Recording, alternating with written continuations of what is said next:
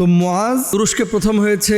বাংলাদেশ থেকে প্রায়ই আপনারা দেখবেন হাফিজে কোরআন যারা বাংলাদেশের, তারা সৌদি আরবে, কাতারে, দুবাইয়ে প্রথম হয়, তুরস্কে, লিবিয়ায়। কিন্তু যে সম্মানটুকু মানুষের থেকে তাদের পাওয়া উচিত ছিল, আল্লাহর কাছে তো তাদের সম্মান আছেই, সেই সম্মানটুকু কিন্তু আমরা অনেক সময় দিতে পারি না। আল্লামা মামুনুল হক সাহেব তিনি রিসিভের জন্য গতকাল থেকে পরিকল্পনা নিয়েছেন, আজকে তাকে রিসিভ করেছেন এবং সংবর্ধনা দিয়েছেন। তো এদেশের হুজুররাও বড় বৈষম্য শিকার। হাফিজে কোরআনদের মর্যাদা কি? শুনলাম বাংলাদেশের আরো একজন কোরআনের হাফেজ, তিনি নাকি তুরস্কে প্রথম হয়েছেন, হাফেজ মুআজ। অন্যদিকে বাংলাদেশের নারী ফুটবলাররাও বাংলাদেশকে প্রেজেন্ট করেছে এবং ফুটবলে জয়ী হয়েছে। খোলা ছাদে তাদেরকে সংবর্ধনা দিলে হাফেজে কোরআনদেরকে সংবর্ধনা দিতে এত কার্পণ্য কেন? তুরস্কে কোরআন প্রতিযোগিতায় বিশ্বের মধ্যে প্রথম স্থান অধিকার করেছে হাফেজ মুআজ মাহমুদ, আলহামদুলিল্লাহ।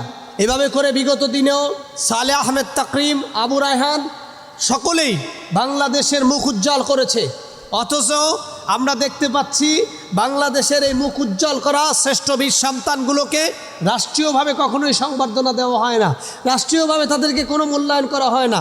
অথচ এই কিছুদিন আগে সাব চ্যাম্পিয়নে, অর্থাৎ অল্প কয়েকটি দেশে সাব চ্যাম্পিয়ন হলো নারীরা, তাদেরকে 1 কোটি টাকা পুরস্কার ঘোষণা করা হলো, সংবর্ধনা দিয়ে এয়ারপোর্ট থেকে আনা হলো, তাদের জন্য সাতখোলা বাস প্রস্তুত করা হলো। অথচ এই মুআজ মাহমুদের জন্য কোনো পরিকল্পনা নাই। বিগত সরকারের আমলেও দেখেছি, এখনও দেখছি, আচ্ছা 54 বছর ধরে দেখছি পরিকল্পিতভাবে আল্লাহর কোরআনের হাফেজদেরকে কোনো মূল্যায়ন করা হয় না। লক্ষ হাজার কোটি টাকা ক্রিকেটারদেরকে দেওয়া হয়, মাসে মাসে 3-4 লাখ, 5 লাখ, 10 লাখ টাকা বেতন দেওয়া হয়। অথচ তারা দেশের মুখ উজ্জ্বল করা তো দূরের কথা, দেশের মান সম্মান মাটির সাথে ধুলির সাথে মিটিয়ে দিচ্ছে। দুটো বিষয় এখানে মেন করা হয়েছে। এক নম্বর, আপনি বলেছেন যে হাফেজে কোরআনের মর্যাদা কি? হাফেজে কোরআনের মর্যাদা নিয়ে যদি কথা বলা হয়, তাহলে রাসূল আকরাম সাল্লাল্লাহু আলাইহি ওয়াসাল্লামের সেই হাদিসের দিকে আমরা প্রথমে খেয়াল করি, খয়রুকুম মান তাআল্লামাল কুরআন ওয়া আল্লামা। তোমাদের মধ্যে সর্বোত্তম ব্যক্তি হচ্ছে সে যে নিজে কোরআন শিখে এবং অন্যকে কোরআন শেখায়। এটা আল্লাহর হাবিব সাল্লাল্লাহু আলাইহি ওয়াসাল্লাম বলেছেন। দেখেন আল্লাহ তাআলা যে কোরআনুল কারিমে বলেছেন, ইন্না নাহনু নাযালনা যিকরা ওয়া ইন্না লাহু লাহাফিজুন। আল্লাহ নিজেই বলছে, আমি কোরআন নাজিল করেছি এবং কোরআনের রক্ষণাবেক্ষণ আমি আল্লাহ তাআলা করব। এখন আল্লাহ যে কোরআন সংরক্ষণ করছেন কাদের মাধ্যমে? হাফেজে কোরআনদের মাধ্যমে। সম্মান এবং ইজ্জতের দিক থেকে কিয়ামতের ময়দানে আল্লাহ সুবহানাহু ওয়া তাআলা অনেক ইজ্জত দিবেন হচ্ছে এই হাফেজে কোরআনদেরকে। যেমন আনাস বিন মালিক রাদিয়াল্লাহু তাআলা আনহু থেকে বর্ণিত, রাসূল সাল্লাল্লাহু আলাইহি ওয়াসাল্লাম ইরশাদ করেছেন, কিছু মানুষ মানে আইয়ালুল্লাহ, আল্লাহ সুবহানাহু ওয়া তাআলার পরিজন। সাহাবীরা জিজ্ঞেস করলেন, হে আল্লাহ রাসূল, তারা কারা? তিনি বললেন, কোরআন তেলাওয়াতকারীরা আল্লাহর পরিজন এবং তার বিশেষ বান্দা। অন্য হাদিসে আল্লাহর হাবিব সাল্লাল্লাহু আলাইহি ওয়াসাল্লাম বলছেন, কিয়ামতের ময়দানে হাফেজে কোরআনদের বাবা মাকে এমন মুকুট পরিয়ে দেওয়া হবে যে মুকুটটা সূর্যের আলোর চাইতেও বেশি পাওয়ারফুল হবে। সুবহানাল্লাহ। তো মুআজ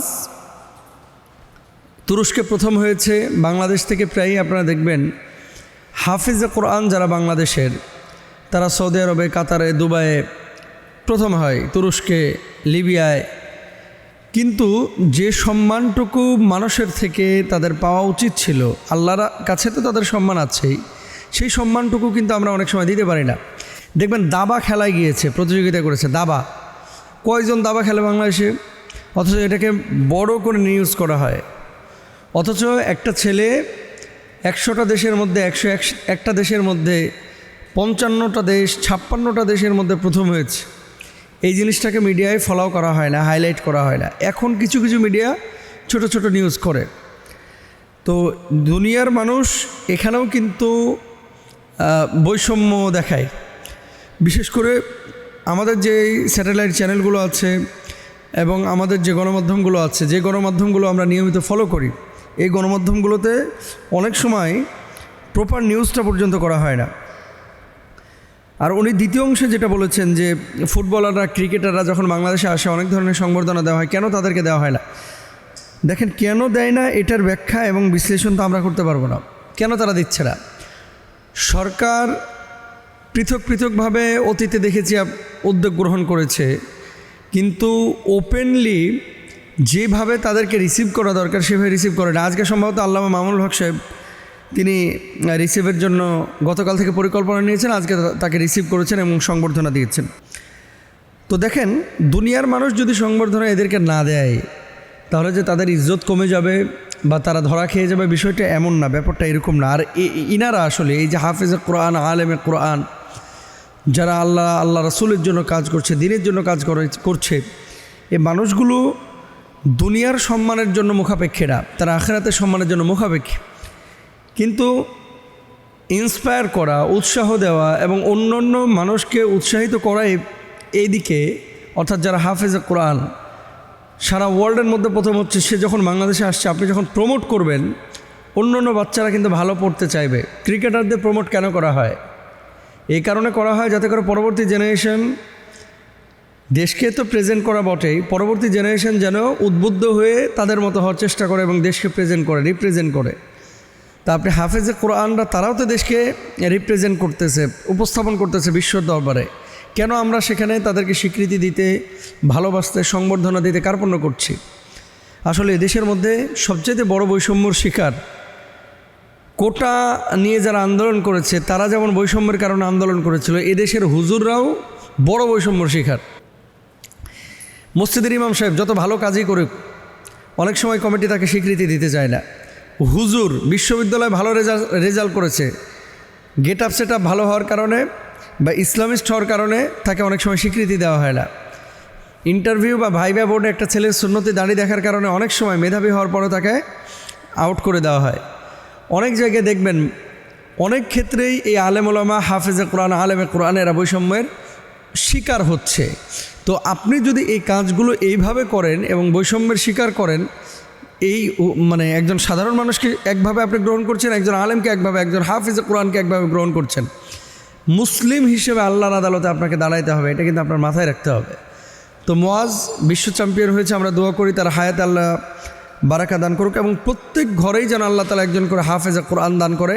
আমরা সকলেই চেষ্টা করবো ইনশাআল্লাহ তাআলা, আল্লাহ তাআলা তৌফিক দান করুন। অথচ যারা আজকে কোরআনটাকে, কোরআনের মাধ্যমে বাংলাদেশকে বিশ্বের দরবারে তুলে ধরেছে, ইসলামী রাষ্ট্রগুলো বাংলাদেশের হাফেজদেরকে সমীহ করে।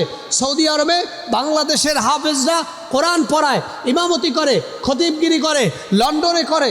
তাদের যে একটি সম্মান, একটাই কারণ, তারা প্রতি বছর বিশ্বকে জয় করে বাংলাদেশের মুখ উজ্জ্বল করে। সেখানে পরিকল্পিতভাবে আজকে আমার দেশের এই হাফেজদেরকে সম্মান দেওয়া হয় না।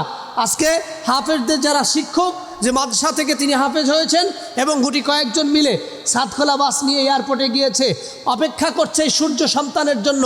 অথচ রাষ্ট্রীয় কোনো দায়িত্বশীল নেই, ধর্ম উপদেষ্টা নাই, অমুক উপদেষ্টা নাই, খালি তারা দৌড়াচ্ছে দেশের অক্লান্তিময় মুহূর্তগুলোতে, যেখানে টাকা খরচ করে কোনো উপকার হবে না। ক্রিকেটে লক্ষ লক্ষ টাকা খরচ না করে একজন হাফেজের পিছনে টাকা খরচ করেন। আমি আপনাদেরকে চ্যালেঞ্জ করলাম, আগামীর বিশ্বের দরবারে বাংলাদেশের মুখ উজ্জ্বল করবে হাফেজে কোরআনরা। আজকে কোরআন এবং ইসলাম বাদ দিয়েই তাদের পরিকল্পনা। তারা সব সময় যে আসে আর যেই যাক না কেন, তাদের একটাই টার্গেট, কোরআন যেন না আসে, ইসলাম যেন না হয়, কোরআনে মানুষগুলো যেন সম্মানিত না হয়, ইসলাম যেন ঠিকঠাক মতো প্রচার প্রসারের দায়িত্ব পালন করতে না পারে। যার কারণে পরিকল্পিতভাবে তাদেরকে ভালোবাসা, সম্মান থেকে দূরে রাখা হয়। অথচ এমন করেও তাদেরকে খারাপভাবে থেকেও, এরা এতিম হয়েও আলহামদুলিল্লাহ, এরা কষ্ট করে হলেও আলহামদুলিল্লাহ বিশ্বের দরবারে তাদের মাথা উজ্জ্বল করে। এদের ভিসা জটিলতা হয়, পাসপোর্ট জটিলতা হয়, যত ধরনের কষ্ট এদেরকে দেওয়া হয়, আর অন্যদের ভিসা বাড়িতে গিয়ে করে দেওয়া হয়। এমন বৈষম্য বাংলাদেশ আমরা কিন্তু চাই নাই। আমাদের পরিকল্পনা, পরিমার্জনায় ছিল যে আমরা এমন একটি বাংলাদেশ চাই, যে বাংলাদেশ বৈষম্যহীন বাংলাদেশ হবে, যে বাংলাদেশে সাব চ্যাম্পিয়ন নারীরা চ্যাম্পিয়ন হওয়ার কারণে তাদেরকে যেমন সংবর্ধনা জানানো হবে, আবার হাফেজে কোরআন যিনি প্রথম স্থান অধিকার করেছে তার জন্য রাষ্ট্রীয়ভাবে সংবর্ধনার ব্যবস্থা করা হবে। সেটা না করে আরও একবার প্রমাণিত হলো এরা কোরআনের মানুষগুলোকে সম্মান দিতে চায় না, এরা কোরআনটাকে যে কোনো উপায়ে ঠেকিয়ে দিতে চায়। আমরা প্রার্থনা করি এবং আপনাদেরকে বলতে চাই, এখনও সময় আছে, আপনারা দায়িত্ববোধের সাথে বাংলাদেশকে এগিয়ে নিয়ে চলেন। হাফেজে কোরআন, Islamic lecturer, Islamic scholar, Islamic ব্যক্তিত্বদেরকে ভালোবাসেন, কোরআনের আলোকে বাংলাদেশকে সাজানোর চেষ্টা করেন। আল্লাহ তাআলা আমাদের প্রত্যেককে জীবন এবং শ্রেষ্ঠত্ব দান করুন।